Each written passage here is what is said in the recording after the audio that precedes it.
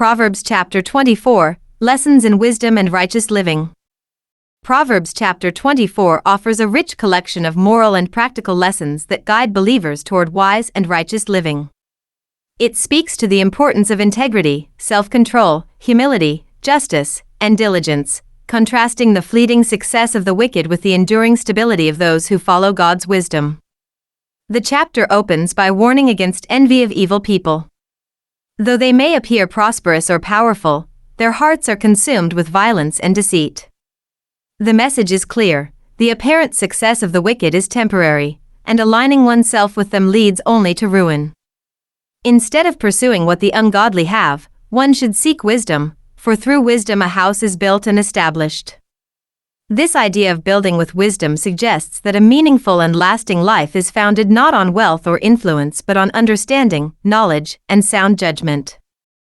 The text continues by emphasizing that true strength is found in wisdom and counsel.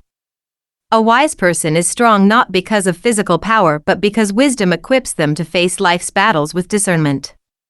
This strength grows through collaboration and the seeking of advice, for in a multitude of counselors there is safety.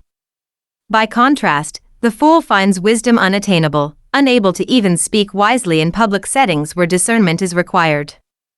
The chapter describes the schemer, one who plots evil, as someone whose very thoughts are sinful. It is not only wicked actions but also the devising of foolishness that offends God, showing that sin begins in the heart long before it appears in behavior. Another important lesson in this chapter concerns perseverance and moral courage. If you faint in the day of adversity, your strength is small, Proverbs declares, teaching that the true test of character comes in times of hardship. Strength is revealed not in comfort but in crisis. The call to help those who are drawn toward death shows that righteousness involves responsibility toward others. Believers are not to turn a blind eye to those in danger or distress, because God, who weighs the heart, knows when we ignore opportunities to do good. This underscores that compassion and justice are inseparable from true wisdom. The comparison of wisdom to honey reminds readers that wisdom is not only valuable but also delightful and life-giving.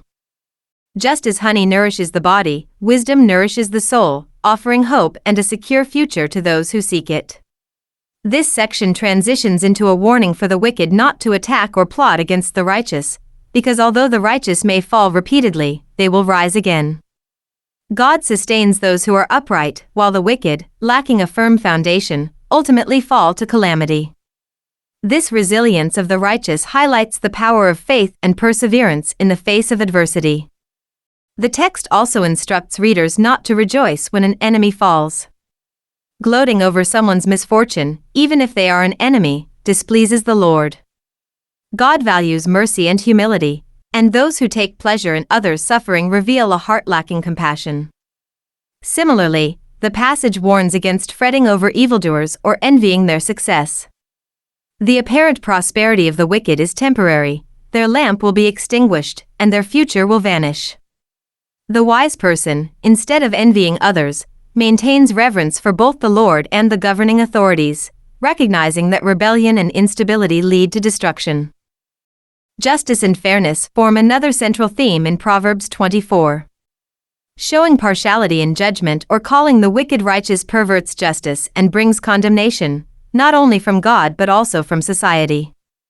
In contrast, those who rebuke evil will be honored and blessed.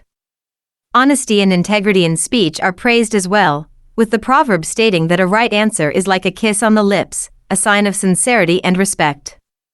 This teaches that truthful communication builds trust and harmony. Practical wisdom is also emphasized in the exhortation to prepare one's work in the field before building a house.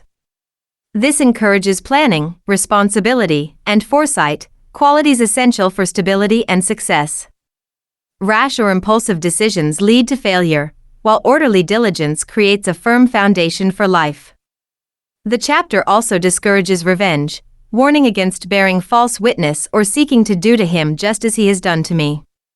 Vengeance belongs to God, not to human hands. Responding to wrongdoing with retaliation only perpetuates sin and prevents healing. The chapter closes with a vivid illustration of the lazy man's field, overgrown with thorns and broken walls. The wise observer learns from this image that neglect and idleness gradually destroy both property and character. A little laziness, repeated day after day, leads to poverty and ruin as swiftly as a thief or an armed robber. This image serves as a final reminder that diligence and discipline are essential for a prosperous and meaningful life. In its entirety, Proverbs 24 portrays wisdom as the foundation of strength, justice, compassion, and productivity. It teaches that life built on godly understanding endures adversity and flourishes, while a life of foolishness, envy, or laziness collapses. The chapter calls believers to live with moral integrity, to act justly toward others, to remain humble before God, and to work diligently in all things. In doing so, they not only secure their own well-being but also reflect the wisdom and righteousness of God in the world. Chapter 24. Do not be envious of evil men, nor desire to be with them, for their heart devises violence, and their lips talk of troublemaking. Through wisdom a house is built, and by understanding it is established. By knowledge the rooms are filled with all precious and pleasant riches. A wise man is strong, yes, a man of knowledge increases strength. For by wise counsel you will wage your own war, and in a multitude of counselors there is safety. Wisdom is too lofty for a fool, he does not open his mouth in the gate. He who plots to do evil will be called a schemer. The devising of foolishness is sin, and the scoffer is an abomination to men. If you faint in the day of adversity, your strength is small. Deliver those who are drawn toward death, and hold back those stumbling to the slaughter. If you say, Surely we did not know this, does not he who weighs the hearts consider it? He who keeps your soul, does he not know it? And will he not render to each man according to his deeds? My son, eat honey, because it is good, and the honeycomb which is sweet to your taste. So shall the knowledge of wisdom be to your soul. If you have found it, there is a prospect, and your hope will not be cut off. Do not lie in wait, O wicked man, against the dwelling of the righteous. Do not plunder his resting place, for a righteous man may fall 7 times, and rise again, but the wicked shall fall by calamity. Do not rejoice when your enemy falls, and do not let your heart be glad when he stumbles, lest the Lord see it, and it displease him, and he turn away his wrath from him. Do not fret because of evildoers, nor be envious of the wicked, for there will be no prospect for the evil man. The lamp of the wicked will be put out. My son, fear the Lord and the king. Do not associate with those given to change, for their calamity will rise suddenly, and who knows the ruin those two can bring. These things also belong to the wise. It is not good to show partiality in judgment. He who says to the wicked, You are righteous, him the people will curse. Nations will abhor him.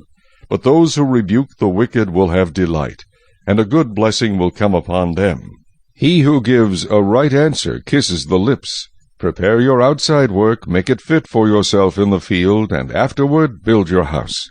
Do not be a witness against your neighbor without cause, for would you deceive with your lips? Do not say, I will do to him just as he has done to me. I will render to the man according to his work. I went by the field of the lazy man, and by the vineyard of the man devoid of understanding, and there it was, all overgrown with thorns. Its surface was covered with nettles, its stone wall was broken down. When I saw it, I considered it well. I looked on it and received instruction. A little sleep, a little slumber, a little folding of the hands to rest. So shall your poverty come like a prowler, and your need like an armed man.